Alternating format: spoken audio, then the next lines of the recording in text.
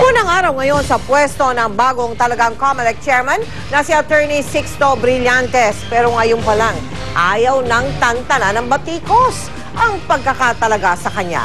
Nakatutok si Sandra Aguinaldo.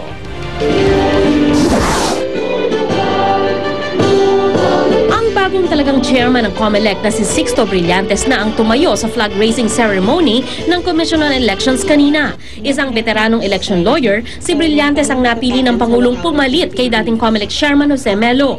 Pero may pakiusap si Brillantes sa harap ng mga opisyal at empleyado ng komisyon. Kailangan ko ang tulong nyo. Pag wala ho, hindi nyo ho ako tutulungan, wala ho mangyayari sa atin lahat.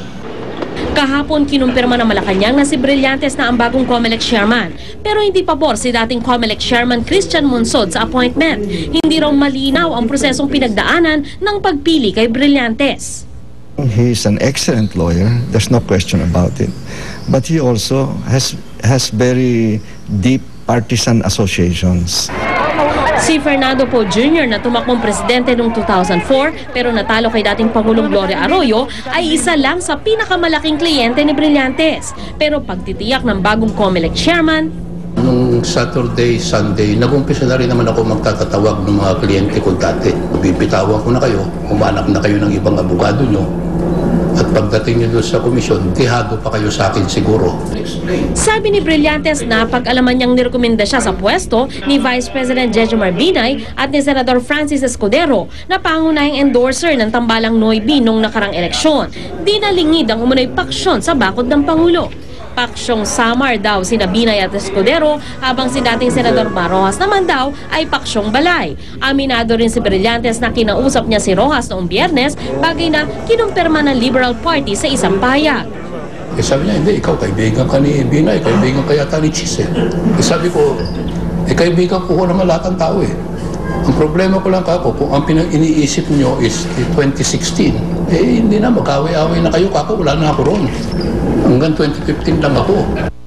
Sa press statement, sinabi ng LP na walang masama sa ginawa ni Rojas. Natural lang daw na magka-interes ang presidente ng LP kung sino ang iupong COMELEC chairman. Natural din daw na gusto nilang siguruhing patas at walang kinikilingan si Brillantes. Si Brillantes daw ang huminging makamiting si Rojas. At itinanggi rin ng LP na may kaugnayan ito sa 2016 elections. Sinasabing sina Rojas at Escudero ang maglalaban sa pagkapangulo. It just shows you that partisan politics was involved in this process. May payo naman kay Brillantes si Jose Melo na napaaga ang pagre-resign sa pwesto. Kunyari itong election officer sa isang lugar, ililipat niya. Sasabihin ng iba riyan, linipat niya dahil yung kaibigan niya politician na nagpalipat. Yung movement kailangan very, very transparent. Let's give him a chance and opportunity to prove himself. Alam daw ni Brillantes na dadaan siya sa butas ng karayom bago makumpirma ng Commission on Appointments. Kaya raw sa mga susunod pang araw, lagi raw isusuot ni Brillantes ang kanyang agimat. Benedictine Father sa San Beda, this came down from Rome. Sandra Aguinaldo, nakatutok, 24 oras. Kaligtasan mo sa Alerto 24. Isa pang pulis ang nirereklamo ng panggagahasa. Ang biktima, anak ng dati niyang ka-live-in sa Olongapo. Si Rauna Crisostomo, naka-alerto 24. Nakakonfine ngayon sa ospital ang 18 taon na si Angel. Di niya tunay na pangalan. Ito raw ang naging epekto ng umano'y pangahalay sa kanya ni SPO1 Rogelio Gregorio, dating kinakasama ng kanyang ina. Kawawa naman po yan ako ngayon. Maraming side effect na nangyari sa kanya. Kahit buhay ko pa ang kapalit, tandaan mo, maglalaban ko justisyang ginawa, makakaruman-duman lang ginawa mo sa anak ko. Sa sinumpaang salaysay ni Angel, noong una raw ay niyayakap-yakap lang siya ni Gregorio na akala niya ay tunay na anak ang turing sa kanya. Pero nang mag-13 taong gulang siya noong 2005, sinimulan na raw siyang hipuan tuwing wala sa bahay ang kanyang ina. Minsan nga raw inaabutan siya ng pera matapos siyang gahasain, pero sinusunog o tinatapon niya lang ito. At sa pinakahuling beses na siya'y minules siya noong Nobyembre, doon lang niya naisumbong ang lahat sa kanyang ina. Sa haba ng panahon na pinag-stay mo sa bahay ko, ikaw lahat ang nasunod. Wala kang itinulong kundi kasamaan. Bakit yung anak kong binaboy mo, sinama mo sa kababuyan mo? Sa sobrang galit, pinalayas na ng ina ang pulis. Pero hindi na rin sila makabalik sa kanilang bahay sa Olongapo sa takot na balikan sila ng suspect. Kaya sa National Prosecution Service ng DOJ nila isinampa ang reklamo. Sa text message sa GMA News ng Direktor ng Olongapo City Police, hindi pa raw nila natatanggap ang kopya ng reklamo pero bilang preventive measure, binawi na muna ang baril at tsapa ni Gregorio. Apela ngayon ng mag-ina sa liderato ng PNP. Matanggal po siya sa pagkapulis. Tanggalin po mga baril niya. Mga lisensya po niya na pwede po niyang gamitin laban sa aming mag-ina. Rauna Crisostomo, naka-alerto, 24. Chika Minute! Napaka-maasikaso raw ni Aljur Abrenica kay Bella Padilla sa kanilang taping sa Machete. Totoo bang niyakap pa ni Aljur si Bella nang ginawi ng aktres sa kanilang taping? Alamin niya sa chika ni Lars Santiago. Sa bundok ng Tanay Rizal, ginanap ang unang araw ng taping para sa Machete ni na Aljur Abrenica at Bella Padilla. Wala naman daw sanang problema, pero pareho silang hindi nakahanda sa lamig na pangkaraniwan na pala sa lugar na iyon. Manipis ang suot ni Bella bilang si Aguinaya, ang babaeng native na nabuhay noong unang panahon, at nakabahag naman si Aljur bilang si Machete. Alas 10, wala pang araw doon. So sobrang lamig, sobrang lakas ng hangin. Nag-shoot kami mga 1 a.m. to 2 a.m. Umuulan, sobrang lakas ng hangin. Sobrang giniginaw talaga kami. Actually, sobrang nanginginig kami. Pero pag take, kailangan hindi naman maintindihan yung lines kung nanginginig kami. Dahil nakita ni Aljur ang labis na panginginig ni Bella dahil sa lamig, gumawa ng paraan ng binata para kahit paano ay mapawi ang nararamdamang ginaw ng dalaga. Siya yung makap sa akin. Hindi, yun yung eksena kasi kailangan ko siyang yakapin. Binigyan niya ako ng cup noodles kasi sobrang lamig nga dun sa set ko. Tsaka lahat kasi sila nakapalibot sa akin. Ako yung pinakalinalamig last night. Dahil sa ginawa ni Aljur, naging mas palagay ang loob ni Bella sa kanya. Marami pa raw pagkakataong napahanga siya ni Aljur dahil sa pagiging maintindihin nito.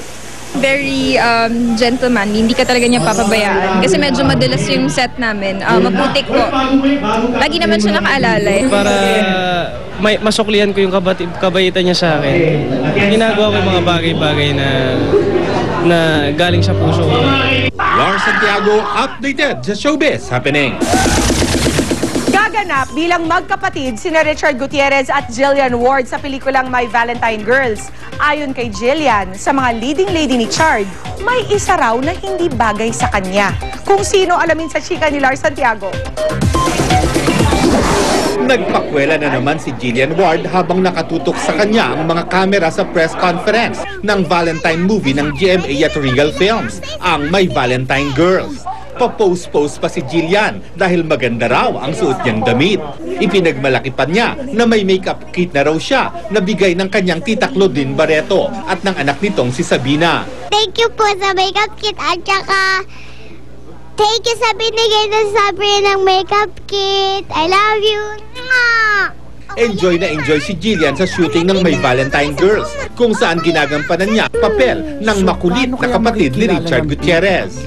Lagi nga raw tinutokso nito kung sino man ang babaeng ka-eksena ni Richard.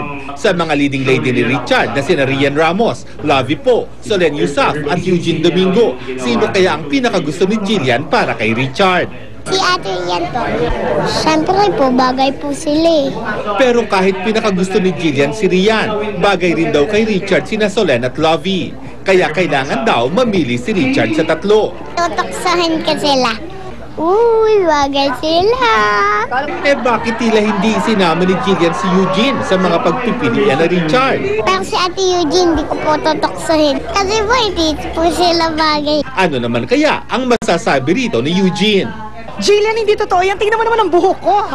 Di ba? Parang galing ka talaga sa akin at kay Richard. Lars Santiago, updated sa Showbiz Happening. Sa pagbabalik ng Chika Minute, Dennis Trillo, umaming crush pa rin si Heart Evangelista. Tutukan yan mamaya. Susunod! Santo Papa, ipinagdasal ang mga nasalanta ng baha kabilang ang Pilipinas. Matapos magpatutsadahan Senador Antonio Trillanes at Senador Joker Arroyo nagkamay ng magkita sa sesyon. At halos 60 sanggol sa Cotabato, sabay-sabay bininyagan sa pista ng Santo Niño. Susunod na ang lahat ng yan dito sa 24.